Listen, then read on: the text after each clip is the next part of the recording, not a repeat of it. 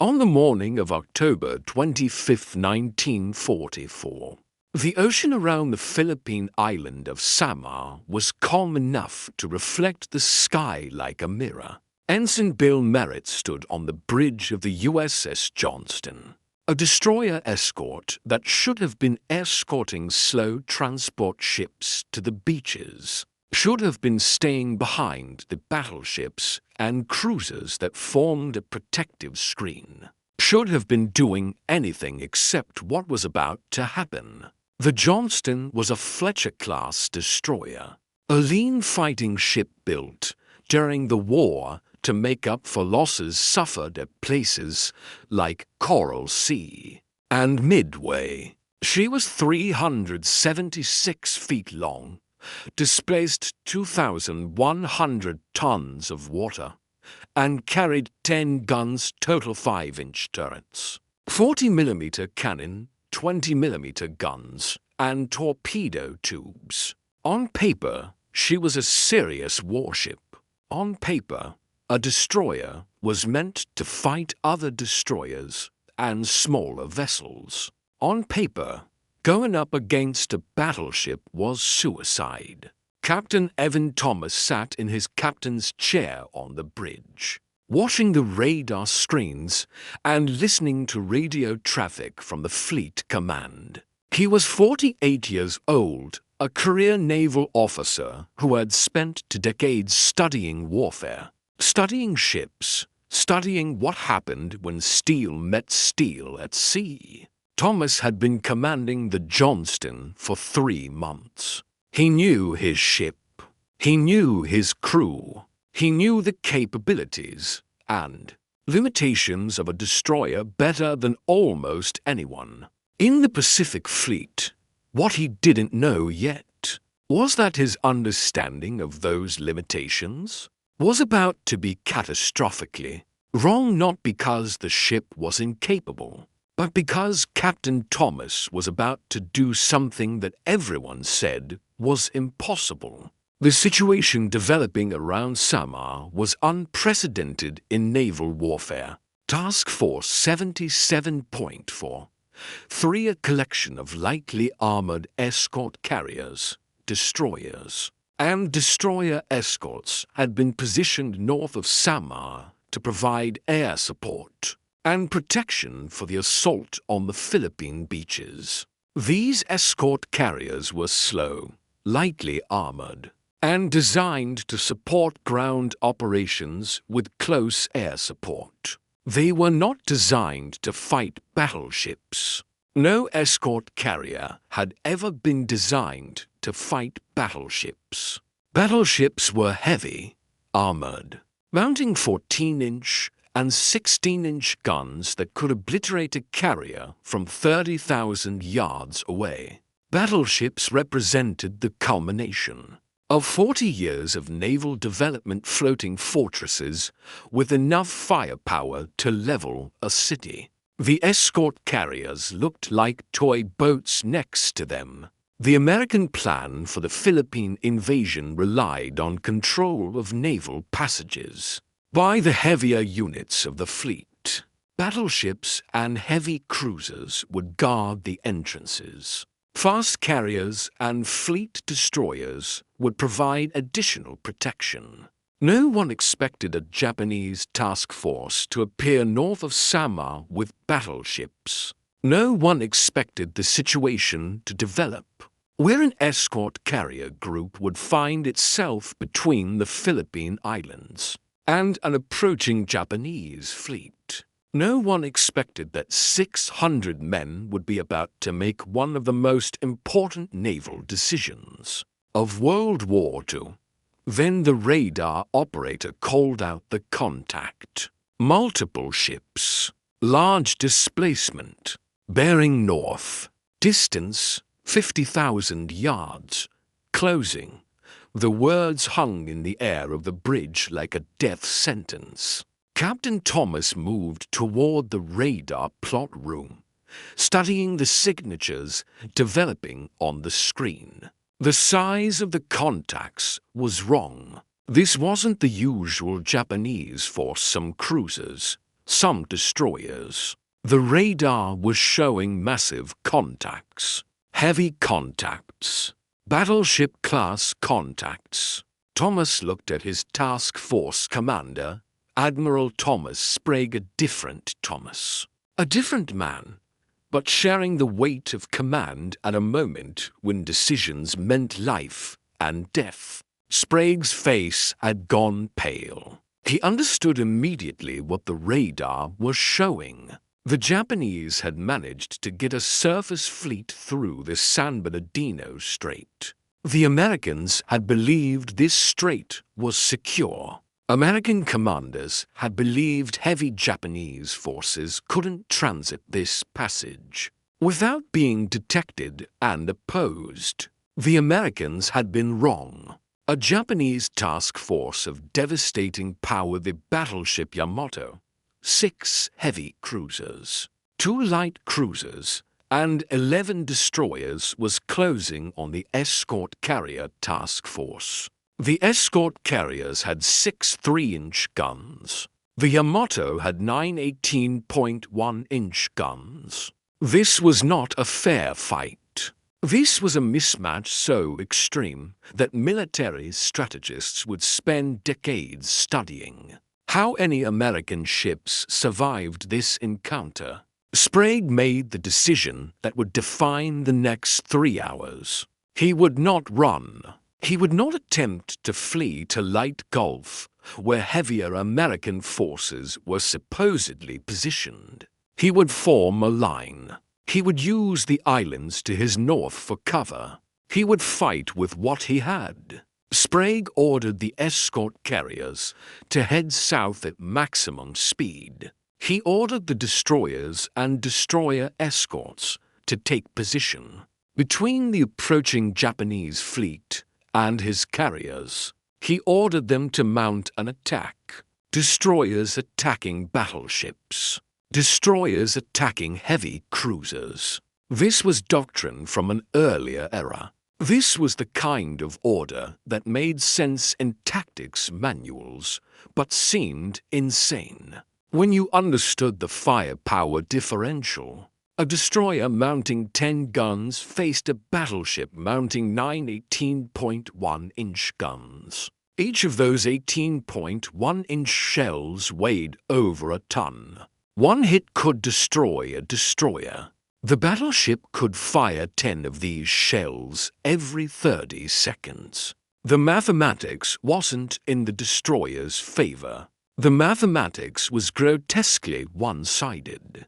But there was no alternative. The escort carriers would not survive a direct engagement. The only chance was to disrupt the Japanese attack, force them to maneuver, make them change course, buy time for the carriers to either escape or for American reinforcements to arrive. Captain Thomas received the order: attack the Japanese fleet. He looked at his ship. The Johnston was ready. His crew was ready. They didn't know it yet, but they were about to become part of the most desperate naval action of World War II. Thomas ordered all engines ahead full. The Johnston surged forward, her boilers pushing steam through turbines, driving 2,100 tons of destroyer through the water at 30 knots.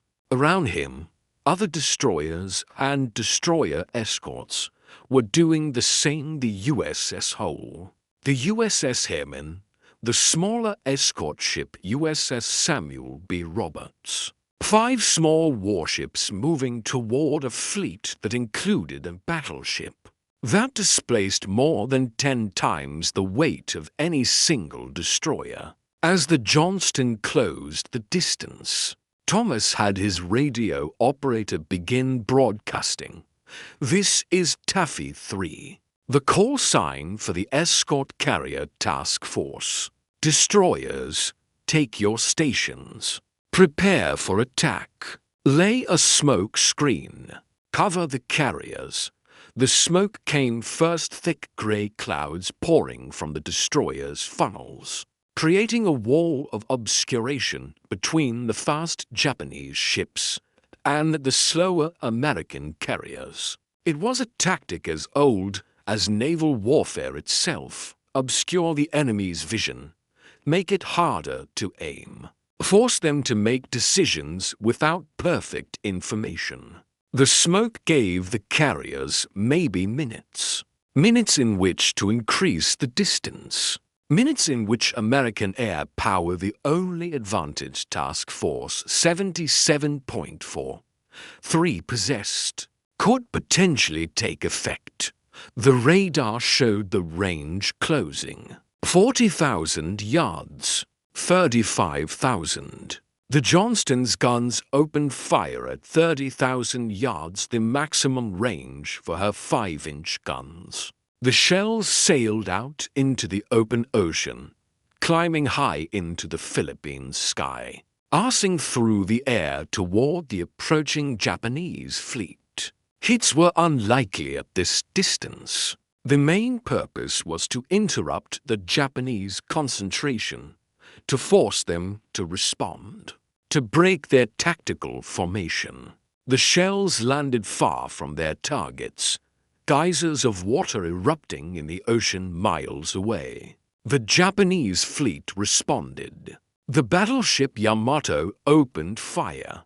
Her 18.1-inch guns fired. The projectiles left the muzzles at 2,500 feet per second. Each shell weighed 3,000 to 100 pounds. Each gun was over 70 feet long. When the Japanese fired, the recoil was visible from miles away, the massive turrets sliding backward on their hydraulic systems as tons of force pushed backward against the ship.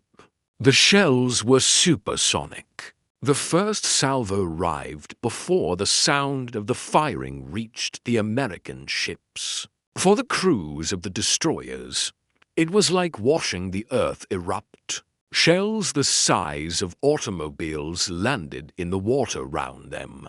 The explosions created water geysers 100 feet tall. The concussive force of these explosions threw water across the decks of the destroyers, soaking the crews. This was the difference between a destroyer and a battleship. One measured destruction in terms of hundreds of yards of ocean, being turned into boiling chaos by a single volley. The Johnston's guns were firing as fast as the crews could reload, but the shells they fired were measured in inches, not feet.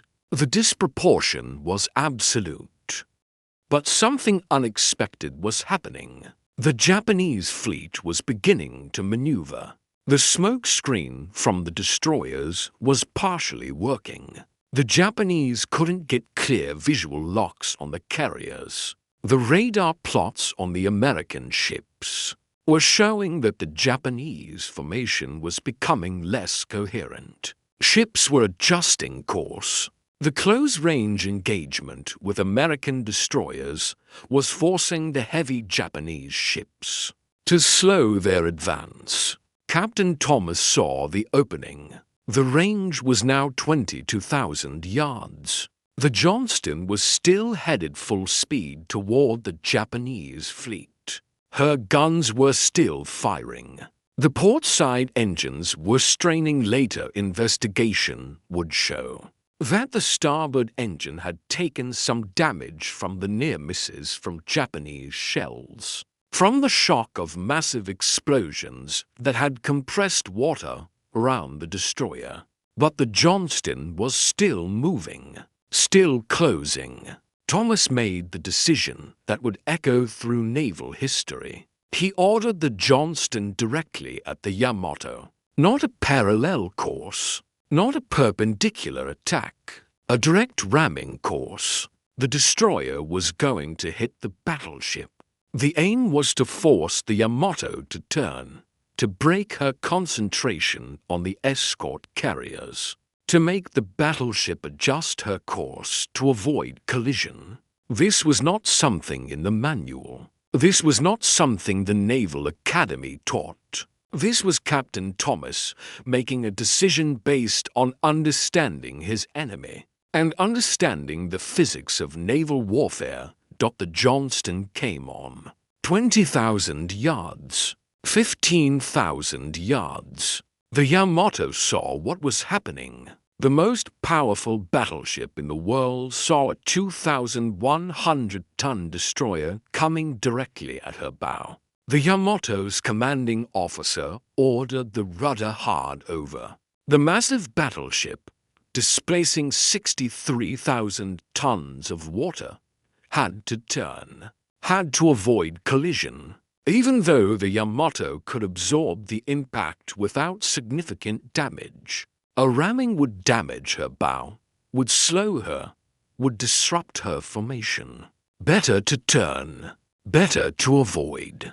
The battleship's rudder went hard to port. The massive ship began to change course. As she did, her guns already having difficulty tracking the maneuvering destroyers had to readjust. The coordinated fire plan broke apart. The formation that had been moving methodically forward became chaotic. The close-range engagement with American destroyers had accomplished something no one thought possible. It had made the overwhelming Japanese advantage become less overwhelming. It had bought time. It had changed the terms of engagement. But the Johnston's accomplishment came at a cost. The Yamato's secondary battery smaller, but still devastating 6.1-inch guns opened fire on the destroyer at close range. Shells began to hit. The Johnston's bow was torn open. Explosions rippled along her deck. One shell smashed into the after engine room. Another detonated near the port engine. The destroyer was wounded, badly wounded. Steam poured from holes in her hull. The port engine, the one that had been driving her forward at full speed, was now leaking steam.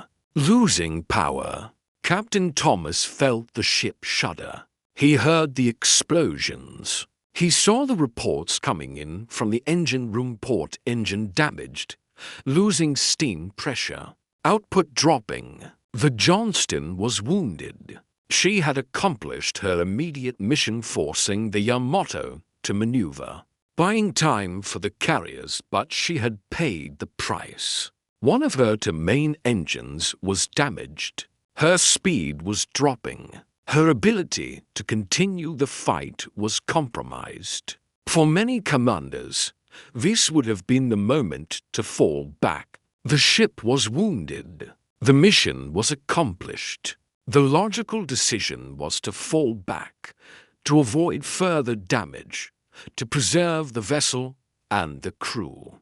Captain Thomas ordered the Johnston to continue the attack. The damaged destroyer pressed forward, her remaining engines straining, her guns still firing, her crew still loading ammunition and sending shells downrange at a battleship. That was 10 times her weight.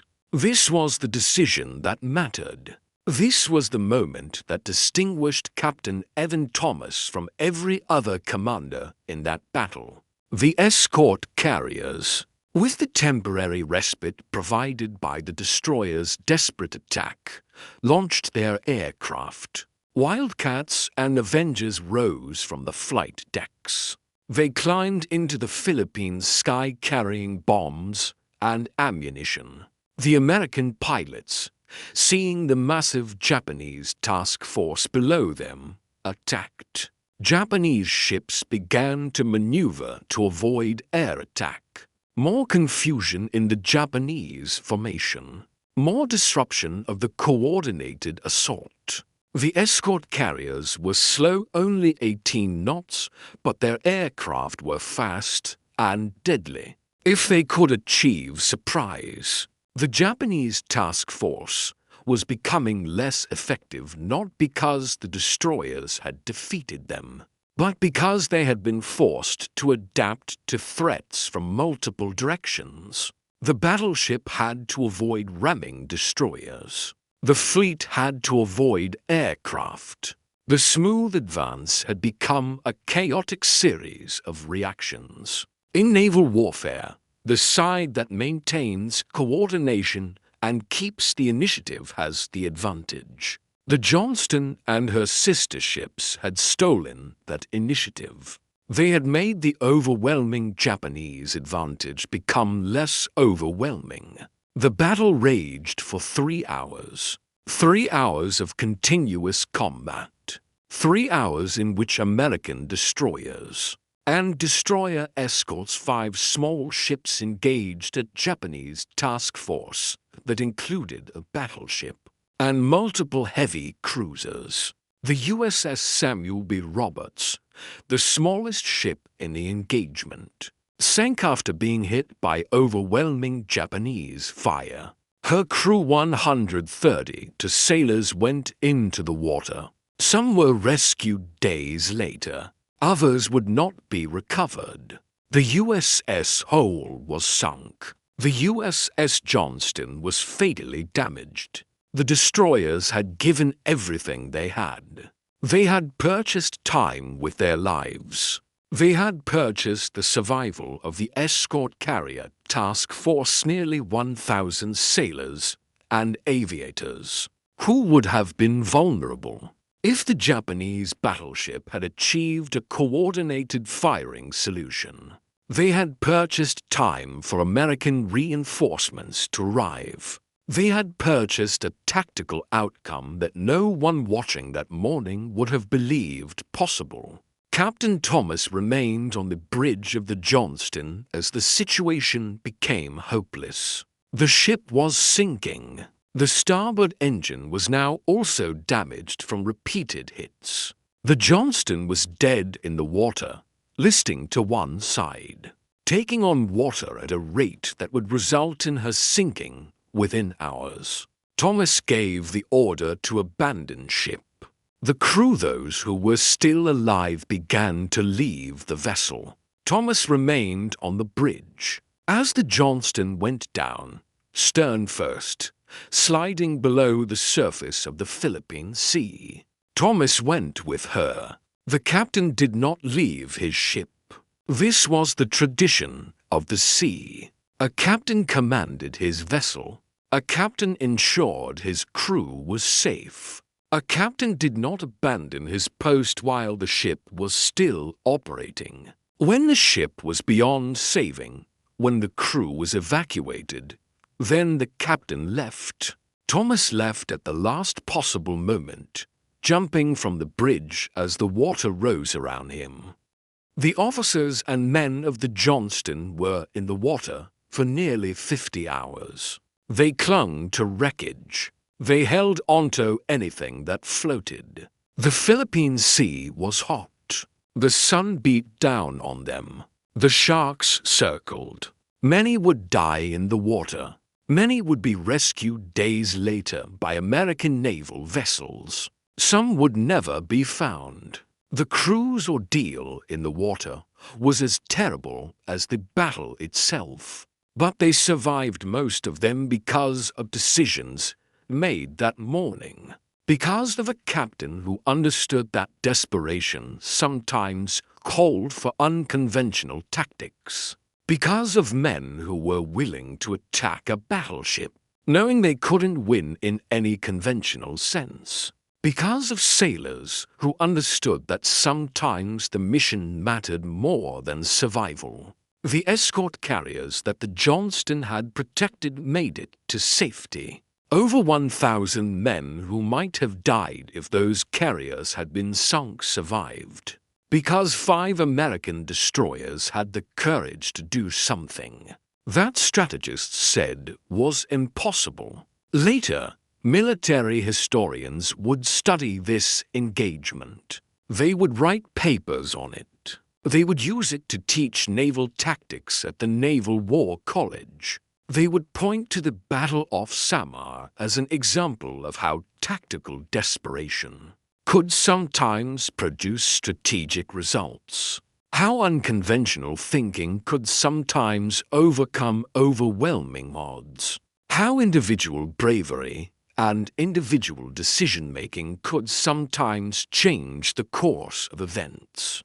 The USS Johnston was the last American destroyer to sink in World War to combat. She went down having damaged or driven off nearly every ship in the Japanese task force she had engaged. She went down having accomplished something that no destroyer had accomplished before. She had forced a battleship to maneuver. She had disrupted a coordinated attack by a major naval task force. She had demonstrated that the gap between a destroyer and a battleship, while still enormous, still overwhelming, could be bridged by tactics, courage, and a captain willing to make unconventional decisions. The Yamato, for all her power, for all her firepower, had been forced to turn away from her objective. The heavy cruisers, for all their weapons, had been unable to achieve their coordinated attack. The overwhelming Japanese numerical advantage, the technological superiority, the firepower differential, all of it had been disrupted by 5 small ships and the men who crewed them. Captain Evan Thomas died in the water 3 days after the battle. He was rescued, but his condition was already terminal from exposure and injuries. He was taken aboard a hospital ship. He died within hours, conscious but weakened, having done the last thing a captain could do: preserve his crew and his ship's legacy. The Navy awarded him the Navy Cross posthumously. His crew was decorated for their actions. The Johnston entered naval history not as a victim of overwhelming force, but as a symbol of American determination and courage in the face of impossible odds. Modern naval strategists study the Battle of Samar the way military historians study haze sniper tactics. They study it because it demonstrates something fundamental about warfare that technology and numbers alone cannot explain. It demonstrates the power of understanding your opponent. It demonstrates the value of unconventional thinking. It demonstrates that individual excellence, the excellence of a captain who understood naval tactics, who understood his ship's capabilities, who was willing to make decisions outside conventional doctrine, can sometimes accomplish what seemed impossible. The destroyers that engaged the Japanese task force that morning were not superior to the battleships and heavy cruisers. They had no advantage in firepower. They had no advantage in armor. They had no advantage in range. The only advantage they possessed was the willingness to do something unexpected, the willingness to attack when retreat seemed logical, the willingness to ram a battleship with a destroyer, the willingness to spend lives to accomplish a mission, the willingness to understand that sometimes desperate situations called for desperate measures, that sometimes the only way to win was to do something the enemy didn't expect. The Japanese task force lost its opportunity. The American escort carriers survived. The 1,000+ sailors aboard those carriers went home. They had families. They had futures. Many of them would survive the war. Many would have children. Many would live long lives because Captain Thomas made the decision to attack instead of defend. Because 5 destroyers and destroyer escorts understood that their lives mattered less than the lives they were protecting. The Battle of Samar happened over 80 years ago. The ships have long since been salvaged or rusted away. The men who fought in that battle are nearly all gone now, but the lesson remains. The lesson remains in every military academy that teaches about this battle. The lesson remains in every strategic analysis of how numerically inferior forces can sometimes accomplish military objectives. The lesson remains in the simple fact that a destroyer with one engine damaged, a destroyer with a hull torn open, a destroyer with everything against her, was willing to attack a battleship. The Johnston never won a victory in the conventional sense. She was sunk. Her crew was decimated. Her commanding officer was dead. But she accomplished something that transcended victory in the traditional sense. She demonstrated that courage sometimes matters more than firepower. That determination sometimes matters more than numbers. That individual decisions made by individuals who understand the stakes can sometimes change history. Captain Evan Thomas is not as famous as some commanders from World War II. He did not have the public recognition of someone like Nimitz or Halsey. He did not command a battleship or a carrier. He commanded a destroyer, a relatively small warship. But his decision that morning, his willingness to attack when logic suggested he should defend, his understanding that sometimes the only way to survive was to be willing to die, these things made him one of the most important commanders of World War II. The escort carriers that his ship protected completed their missions. The men aboard them went home. They had families.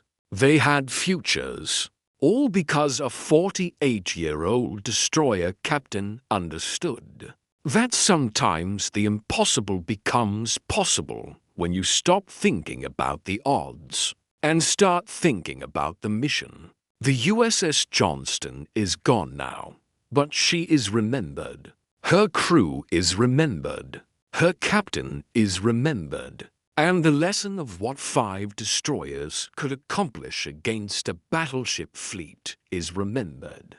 In a world of overwhelming force, in a world where numbers seem to dictate outcomes, the Battle of Samar remains as a reminder that sometimes courage, determination, and unconventional thinking can accomplish what seemed impossible. Sometimes one ship, one captain, one moment of decision can change everything.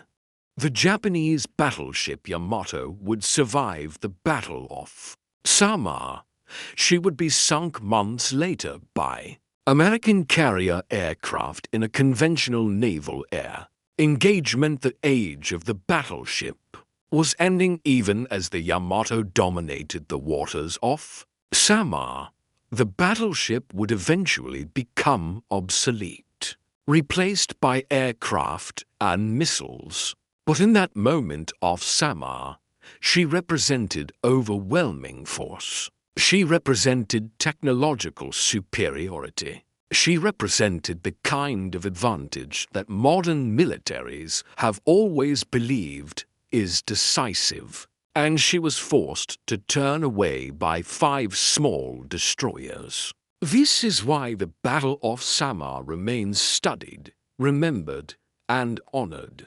Not because the Americans won in the traditional sense, but because they accomplished something that seemed impossible. Because they changed the outcome of a battle when logic suggested the outcome was predetermined.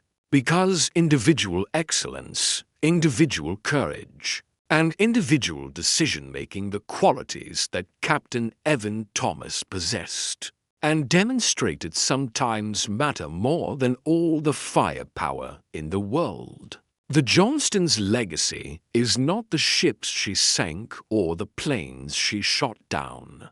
Her legacy is that she was willing to attack a battleship. That she was willing to do the impossible. That she was willing to sacrifice everything for the sailors aboard escort carriers who depended on her protection. That is why she is remembered. That is why her crew is remembered. That is why Captain Evan Thomas, a name known to every officer who studies naval warfare, will forever be associated with the moment when a destroyer attacked a battleship and changed the course of World War II in the Pacific.